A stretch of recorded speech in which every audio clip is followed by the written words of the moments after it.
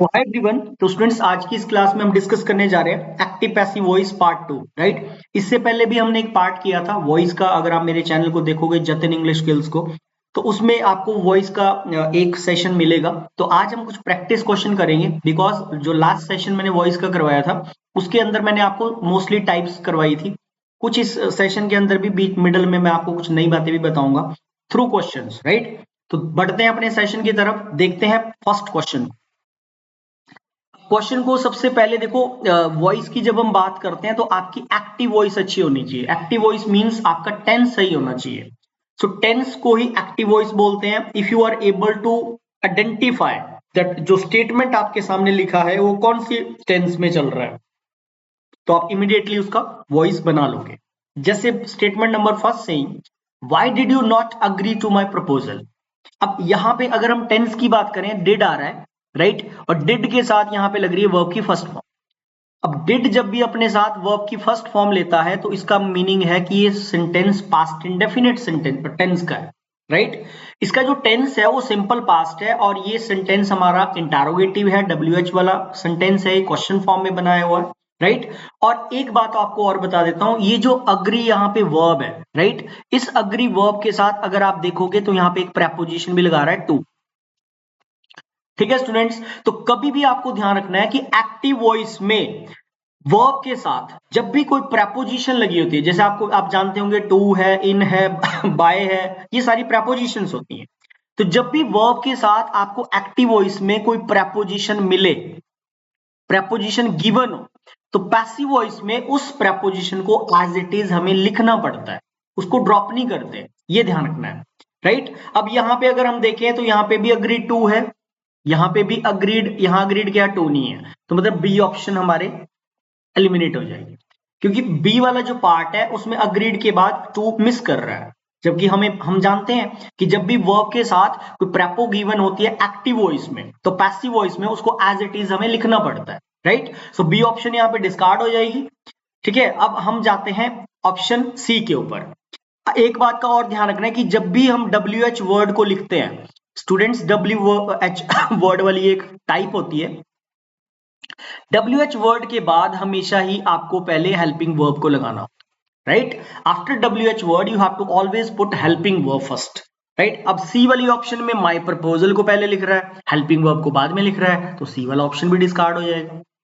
So option B and option C will be discarded because you have the knowledge, you know very well that in B option agreed must be followed by to, because in active voice there is to with the verb, right. C option we know very well that after WH word we have to put helping verb first of all, then after we have to use object. That's why C is eliminated from here. So why was my proposal not agreed to? Yeah, why was my proposal not agreed to by you? Right. अब यहाँ पे subject given है हमें, तो answer D हो जाएगा, ए भी आपका डिस्कार्ड हो जाएगा। अगर यहाँ पे डी वाला ऑप्शन नहीं होता तो फिर आंसर ए भी बन सकता था, क्योंकि डिड में चल रहा है तो ऑब्वियस है सिंपल पास्ट है, पैसिव वॉइस में वाज वर्ब में जाएगा। सो माय प्रपोजल जो सब्जेक्ट है हमारा वो सिंगुलर नेचर का है, तो आंसर यहाँ पे why was my proposal not agreed to by you is the right answer, क्योंकि ये जो ऊपर स्टेटमेंट है यहाँ पे क्वेश्चन मार्क है। तो जब इसका आंसर बनेगा तो सी वाला तो आंसर, सी वाला तो क्वेश्चन है ही नहीं, ये तो माय प्रपोजल वाज नॉट लिखेगा तो ये तो सिंपल सेंटेंस हो जाएगा। तो आफ्टर WH वर्ड आपको ये वाली बात हमेशा ध्यान रखनी है स्टूडेंट्स कि WH वर्ड के बाद पहले वर्ब को लिखा जाता है, फिर हम ऑब्जेक्ट को लिखते हैं, right. Come to the question number second, someone has lit the fire. Now the statement is in which tense? First of all identification, सही से रिकॉग्नाइज करिए टेंस कौन सा है, अकॉर्डिंगली फिर आप अपना रूल यहाँ पे लगा सकते हो। हैज के साथ लिट लग रहा है तो हैज हैव प्लस V3 लगता है प्रेजेंट परफेक्ट टेंस में, राइट। अब has have present perfect tense में स्टेटमेंट है, एक्टिव वॉइस है, तो इसके पैसिव में लग जाएगा has been, have been. Now the fire is singular, so that's why A part में वॉज लगा रहा है, डिस्कार्ड हो जाएगा। बी पार्ट में आर लगा रहा है, डिस्कार्ड हो जाएगा।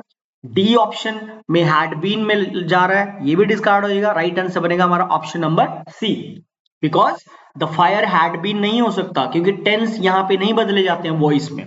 वॉइस के अंदर सिंपली आपको रूल रेगुलेशन के अकॉर्डिंग चलना है। जो हैज हैव का हैड बनता है वो बनता है नरेशन के अंदर, जब हम डायरेक्ट इनडायरेक्ट स्पीच पढ़ते हैं उसमें फिर हैज बीन का हैड बीन बनाना होता है। राइट, वहां पे टेंस चेंज होते हैं, यहां वॉइस में नहीं होते।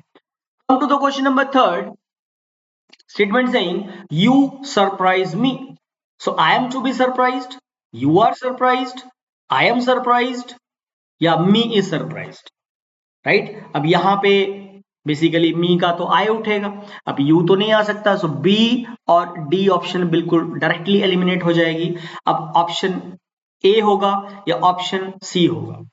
सो आई एम सरप्राइज्ड या I am to be surprised, क्योंकि एक्टिव वॉइस में यहाँ पे टू तो नहीं आ रहा है, टू तो कहीं दे ही नहीं रहा, राइट? तो सिंपली हो जाएगा option C is the right answer, I am surprised, right? You surprise me, surprise यहाँ पे टेंस हमारा वर्ब की फर्स्ट फॉर्म है, तो ये सिंपल प्रेजेंट टेंस है, सिंपल प्रेजेंट है, तो फिर इसमें इज एम आर के साथ जाएंगे, तो यू के साथ फिर सॉरी आई के साथ फिर हम क्या लगाएंगे, एम लगाएंगे, और यू को पीछे लिखना मैंडेटरी नहीं है, आप डायरेक्टली भी बोल सकते हो आई एम सरप्राइज्ड, यहाँ पे ऑप्शन में हमें बाय यू लिखने की जरूरत नहीं है। The boys killed the snake with a stick, अब किल्ड यहाँ पे आ रहा है स्टूडेंट, तो ये जो टेंस है ये है simple past, statement is in past indefinite tense. एक बात आपको और बता देता हूं, सबसे ज्यादा जो वॉइस बनती है, अगर आप किसी भी बुक में वॉइस की प्रैक्टिस करोगे तो सबसे ज्यादा आपको वॉइस मिलेंगी पास्ट इंडेफिनिट टेंस के ऊपर, राइट? अब द स्नेक यहाँ पे ऑब्जेक्ट है, उसको आप पहले उठा लेंगे, the snake was killed by the boys with a stick, the stick was killed by the boys with a stick, बिल्कुल इरेलीवेंट ऑप्शन है। अ snake with a stick was killed by the boys, बिल्कुल illogical है, right? अब killed आ रहा है तो right option जो बनेगा that would be option number D, भी एलिमिनेट हो जाएगा क्योंकि इज में नहीं जा सकते, हमें तो वॉज में जाना पड़ेगा, क्योंकि यहाँ पे वर्ब की सेकंड फॉर्म आ रही है, सेकंड फॉर्म आ रही है तो हमें लिखना पड़ेगा was. So the snake was killed by the boys with a stick is the right answer, ठीक है? So A is the right answer over here. Let me do this, let me do this, ठीक है? यहां पे आपको मैं बता देता हूं, लेट मी डू दिस, तो लेट मी डू दिस ये सेंटेंस है, तो यहाँ पे आप क्या करेंगे, यहाँ पे आप कैसे बनाओगे, ठीक है? तो यहाँ पे ऑब्जेक्ट गिवन है, देखो दिस यहाँ पे ऑब्जेक्ट है, तो आप ये वाला रूल लगा दोगे, लेट लिख दोगे, उसके बाद आप ऑब्जेक्ट को पहले ले आओगे, उसके बाद आप बी को लिख दोगे, और उसके साथ आप वर्ब की थर्ड फॉर्म को लगा दो, राइट? सो क्या हो जाएगा, let this be done by me, तो लेट के साथ टू नहीं लगता, ये ध्यान रखना, let plus object plus be plus V3, ये वाला जो फॉर्मूला है ये तब अप्लाई होता है जब सेंटेंस में ऑब्जेक्ट मौजूद होता है, राइट? जैसे इसमें दिस ऑब्जेक्ट था, तो आंसर हमारा निकल जाएगा यहाँ पे C option, let this be done by me का मी ही उठेगा, let this be done by me. But आपकी नॉलेज के लिए मैं आपको बता देता हूं, लेट के ना दो केस होते, देखो यहां पे पहले सेंटेंस में ऑब्जेक्ट मिसिंग है, लेट हिम स्पीक, यहां ऑब्जेक्ट नहीं दे रहा, जो यहां था, जैसे यहां दिस ऑब्जेक्ट गिवन था, राइट? यहां पे सिंपली स्पीक वर्ब पे खत्म कर दिया सेंटेंस को। So let has two cases, एक होता है कि यहां पे देखो दूसरे वाले को देखना, बोल रहा है लेट हिम स्पीक, स्पीक के बाद द ट्रूथ ऑब्जेक्ट दे रहा है, एक लेट का केस होता है जब हमें सेंटेंस में ऑब्जेक्ट गिवन होता है, एक लेट का केस होता है जब सेंटेंस में ऑब्जेक्ट मिसिंग होता है, राइट? अब बी वाले, जो बी वाला सेंटेंस है उस पे तो यही रूल अप्लाई होगा, ये वाला जब ऑब्जेक्ट गिवन होता है तो ये वाला रूल अप्लाई होता है, let plus object plus be plus V3, कैसे बन जाएगा नीचे वाला, let the truth be spoken by him, let the truth be spoken by him, इसका तो ऐसे बना देंगे, लेकिन फर्स्ट वाले को कैसे चेंज करें, लेट हिम स्पीक, तो याद रखना जब भी लेट के साथ आपको ऑब्जेक्ट मिसिंग होता है तो फिर जो लेट होता है स्टूडेंट उसको कन्वर्ट किया जाता है अलाउड टू में, ये आंसर्स आप देख लीजिए। सो लेट हिम स्पीक, तो फिर ये जो लेट होता है इसको कन्वर्ट किया जाता है अलाउड टू में, तो इसका राइट आंसर बनेगा हिम का क्या उठाएंगे हम, ही। अब स्पीक कौन सी वर्ब है, first form of the verb, first form of the verb है तो प्रेजेंट इंडेफिनिट है, इज एम आर के साथ जाना पड़ेगा, ही के साथ इज आता है, एम आता है, इज आता है, तो सही उत्तर बनेगा he is allowed to speak. अब आप अगर ये सोच रहे होंगे सर इसमें थर्ड फॉर्म तो नहीं आ रही, बिल्कुल आ रही है भाई, ये जो आ रही है allowed, allowed is the V3, speak को नहीं चेंज करेंगे, वो स्पीक ही लिखना है, बट लेट का अलाउड टू कन्वर्ट कर देंगे, so he is allowed to speak, इस तरह से इसका आंसर बन जाएगा। और सेकंड वाला तो आपको बता ही दिया मैंने कि जब लेट के साथ ऑब्जेक्ट गिवन होता है तो let plus object plus be plus V3 वाला फॉर्मूला हमें वहां पे अप्लाई करना होता है, तो बन जाएगा late the truth be spoken by him. I hope आपको ये क्लियर होगा। लेट के दो केस होते हैं, एक में ऑब्जेक्ट मिसिंग होता है, यहाँ पे ऑब्जेक्ट मिसिंग है, यहाँ पे ऑब्जेक्ट प्रेजेंट है, तो दोनों का आपको फॉर्मूला मैंने बता दिया। ऑब्जेक्ट नहीं हो तो अलाउ टू में इसको कन्वर्ट करना होता है। Next, the tiger caught a fox. Now again simple past, was were में जाना है। ए ऑप्शन में हैज बीन लगा रहा है, ड्रॉप हो जाएगा। बी ऑप्शन में a fox was caught by the tiger, यहाँ पे सी में इज लगा रहा है तो ड्रॉप हो जाएगा। डी में हैड बीन में चला गया तो ड्रॉप हो जाएगा। आंसर बनेगा option number B, right. So a fox was caught by the tiger is the right answer. Next, has somebody broken the window? Now the window is the object over here, that is singular, so it should be has the window been broken by somebody, या has been the window broken, बिल्कुल incorrect है, A वाला भी गलत है क्योंकि window singular है, have नहीं आ सकता। आंसर बन जाएगा option number C. Question number 8, children are making a noise. Now the statement is in present continuous, right? So whenever the statement is in present continuous, past continuous, so we have to put being in passive voice, right. आपके formulas अच्छे होने चाहिए, आपको rule regulation का पता होना चाहिए कि जब एक्टिव वॉइस में कॉन्टिन्यूस स्टेट होती है तो हम पैसिव वॉइस में बीइंग का हेल्प लेते हैं। अब ए ऑप्शन में बीइंग नहीं है, सी ऑप्शन में बीइंग नहीं है, डी ऑप्शन में भी बीइंग नहीं है, तो आंसर बन जाएगा हमारा option number B. Question number 9, boys elected Mohan captain. Elected again simple past, was were के साथ जाना पड़ेगा। So the boys elected Mohan captain. So Mohan was elected captain, the captain. Mohan and the boys elected the captain. Actually इस question में थोड़ी सी mistake है, ठीक है, ये करेक्शन कर देता हूँ। Mohan was elected captain by the boys आ जाएगा, ठीक है, यहाँ पे by the boys हो जाएगा क्योंकि by the captain by mistake गलत लिख दिया, तो यहाँ पे by the boys कर देंगे हम, ठीक है। Mohan was elected captain by the boys और आंसर बनेगा इसका option number C.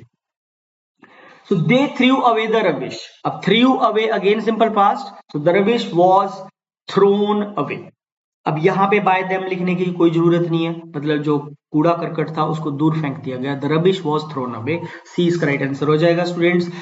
11, the boy has rung the bell. ये सिंपल टेंस वाले क्वेश्चन हैं, टाइप्स वाले में इसमें कुछ ही डाले हैं, ठीक है। So the bell was, the bell has been, या the bell has been being, तो आंसर ए हो जाएगा। The bell has been rung by the boy, A would be the right answer. He likes people to call him sir. He likes people to call him sir. तो ऐसे जो question है, अब देखो normally तो होता है कि ऑब्जेक्ट को पहले उठाते हैं, अब ऐसे थोड़ी कि हिम का ही उठाएंगे, मीनिंग भी बनना चाहिए। वॉइस का विदाउट चेंजिंग द मीनिंग आपको मीनिंग बनाना होता है, मतलब मीनिंग चेंज नहीं होना चाहिए, वॉइस का ये रूल होता है। अब एक फॉर्मूला बता देता हूं, टू के साथ देखो यहाँ कॉल आ रहा है, तो जो एक्टिव वॉइस होती है स्टूडेंट उसमें आपको हमेशा ध्यान रखना है 2 + V1 लगता है, राइट। बट जो पैसिव वॉइस होती है उसमें हमेशा ही 2 + B + V3 ऐड होता है। ऐसे जो क्वेश्चंस होते हैं वो इस ट्रिक से चलते हैं, राइट। आपने देखा यार एक्टिव वॉइस में 2 + V1 आ रहा है टू कॉल, तो ऐसा कौन सा ऑप्शन है जहां पे 2 के साथ B + V3 आ रहा है और मीनिंग भी सही जा रहा हो, राइट। तो सी और डी ऑप्शन एलिमिनेट हो जाएंगी। He likes to be called sir by people, he likes to be called sir by people, ये दोनों ऑप्शन आपकी करेक्ट हो, ये सेम ही लिख दी है, ठीक है। तो दोनों ऑप्शन यहाँ पे सेंस के अकॉर्डिंग सही जाएगा और इसका मीनिंग भी बिल्कुल करेक्ट जा रहा है। Will she tell us the truth, will she tell us the truth, future indefinite interrogative sentence, simple future है ये। सो ए और बी ऑप्शन बिल्कुल ड्रॉप हो जाएंगी। So will the truth be told to us by her, क्या कभी told के साथ टू आता है? कभी भी टोल्ड के साथ प्रेपोजिशन टू नहीं आती, ध्यान रखना है आपने, ये नॉलेज चेक कर रहा है आपका। अगर सील करके आ जाओगे तो इसका मतलब आपको नॉलेज नहीं है, आपको आप नहीं जानते कि टोल्ड वर्ब अपने साथ टू नहीं लेती है। सी भी एलिमिनेट हो जाएगा, आंसर बनेगा D, will the truth be told us by her. Question number 14, circumstances will oblige me to go. Now the object is what? Me. अब me का क्या उठा देंगे पहले? I, right. अब I के साथ will आता है, नहीं आता will। Under the circumstances I should go, बिल्कुल रॉन्ग है। So I shall be obliged to go by the circumstances, I shall be obliged by the circumstances to go, तो सेंस के अकॉर्डिंग आंसर जाएगा B, I shall be obliged to go by the circumstances. Question number 15, accountant took the money from the customer. Now again, simple past, took. So the money is taken, the money was taken, the customer was taken, illogical. The money had been taken, tense बदल रहा है, गलत हो जाएगा. A option भी eliminate हो जाएगी. टुक आ रहा है, वर्ब की सेकंड फॉर्म आ रही है. So we have to move into was verb. So that's why B is the right answer. Come to the question number 16. People will remember Mother Teresa. So Mother Teresa will be remembered. Mother Teresa will be remembered. अब यहाँ will be के साथ third form नहीं दे रहा है, drop हो जाएगा. Mother Teresa will be remembered. Again यहाँ पे फर्स्ट फॉर्म दे रहा है, रॉन्ग हो जाएगा. हमेशा याद रखना, पैसिव वॉइस के अंदर वर्ब की हमेशा ही थर्ड फॉर्म आती है, कोई भी टेंस हो. Always V3. So that's why A is the right answer. By the people लिखने की जरूरत नहीं है हमें. यहाँ पे लोग ही याद करते हैं. याद करने का जो काम होता है वो people का ही है, लिविंग बीइंग का है, राइट. तो ये अंडरस्टूड कॉन्सेप्ट इसको बोलते हैं. So no need to write here by the people. Come to the question number 17. The police will have caught the terrorist. Will have plus third form, future perfect. So it should be will have been. So the terrorist will have been caught by the police.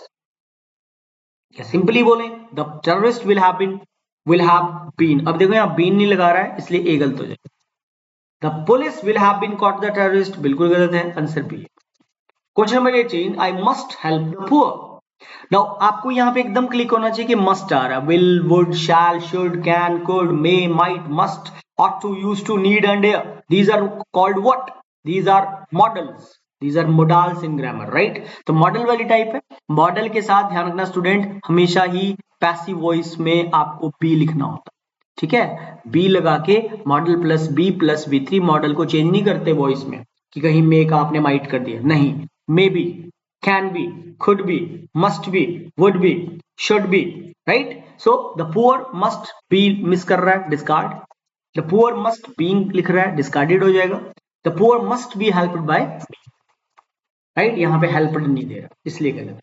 19. He can speak English. Again यहाँ पे can आ रहा है, right? So again model way type है. So English can be spoken by him. Please the right answer. Come to the question number 20. Nobody could kill the criminal. अब ऐसे नहीं बनाना the criminal could be killed by nobody. No, it doesn't make sense. Meaning बदल रहा है. So nobody से आ रहा है, statement negative चल रहा है, राइट. तो आंसर नेगेटिव में ही जाएगा. क्या? The criminal couldn't be killed because again वही है, मॉडल के साथ बी लग के थर्ड फॉर्म आ. 21.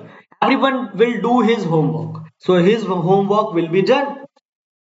B is the right answer. No need to write here everyone. His homework will be done is the right answer. Next, he will have solved the sums. So the sums will have be solved or the sums will have been solved by him. C. Question number 23rd. We ought to have loved our neighbors. So our neighbors ought to have been loved. Our neighbors ought to have been loved. Ought have to be been बोल रहा है ना. तो ought to भी एक model है, इसमें ought to के साथ have आ रहा है, इसके साथ been लग जाएगा. Our neighbors ought to have been loved is the right answer. Question number 24. I am to write. Again यहाँ पे 2 plus V1 आ रहा है स्टूडेंट. पैसिव में ढूंढो कहाँ पे आ रहा है 2, कहाँ पे आ रहा है B, कौन सी ऑप्शन है, और कहाँ पे आ रहा है V3. So a book is to be written by me. A book is to be written. A book is to be written by me. Right? So I am to write. So a book is to be written. यहाँ writing दे रहा है. ठीक है. A book is to be written by me. A book is to be written. A book is to be written by me. अब देखो यहाँ पे घुमा रहा है, ये ऑप्शन और ये ऑप्शन सेम दे रहा है. तो यहाँ पे answer C. A book is to be written. क्योंकि A और D दोनों सेम ऑप्शन दे रहा है, इसका मतलब आंसर C होगा. ऐसे लॉजिकली बात बना रहा है, बात कुछ है. इसमें भी देखो to be written आ गया. Next, there is no money to buy. Again 2 plus V1. So there is no money to bought. There is no money to be bought. B is the right answer. 24. Switch on the light. जब भी कोई statement imperative sentence बोलते हैं, ठीक है, तो ऐसे जब कोई स्टेटमेंट V1 से शुरू होती है तो हमेशा लेट वाला रूल वहां पे लगा, क्योंकि यहाँ पे द लाइट ऑब्जेक्ट दे रहा है. सेम वही रूल अप्लाई हो जाएगा. So let the light be switched on. C. Right. ये एक आपको होमवर्क क्वेश्चन है. अगर किसी बच्चे ने इस क्लास को सेशन को देखा होगा और वॉइस पे, जैसे आप एसएससी का एग्जाम फाइट करोगे, स्टेट के एग्जाम्स में भी स्टूडेंट्स वॉइस का नॉलेज चेक किया जाता है, और एसएससी के तो कहीं ना कहीं ये बहुत इंपॉर्टेंट है. जो एसएससी का टीयर 2 होता है उसमें आपको 15 to 20 क्वेश्चन वॉइस के ऊपर आ. इस क्वेश्चन का आंसर मैं चाहता हूं कि आप वीडियो के नीचे कमेंट करें. अगर कोई भी स्टूडेंट इस क्वेश्चन का आंसर कमेंट करना चाहे तो कर सकता है. ट्राई करना, ठीक है. फिर मैं आपको टैग करके बता दूंगा whether your answer is correct और incorrect. Statement is small strokes fell great oaks, right? तो ऑप्शन ए बोल रहा है great oaks are fallen by small strokes, great oaks are felled by small strokes, great oaks were felled by small strokes, या answer none of. So please kindly comment your options in the comment section, ठीक है? आप comment करें कि मुझे ये लगता है जो भी है ये एसएससी टीयर 2 का सवाल है, पहले एग्जाम में पूछा गया, राइट? तो thanks for watching, please do like share and subscribe the channel. अगर कोई नया बच्चा हो, जुड़ा हो इस चैनल के साथ, तो चैनल को जरूर सब्सक्राइब करें ताकि आपको आगे फर्दर नोटिफिकेशन मिलती रहे और इसी तरह से आपको कंटेंट मिलता रहे। Thanks a lot.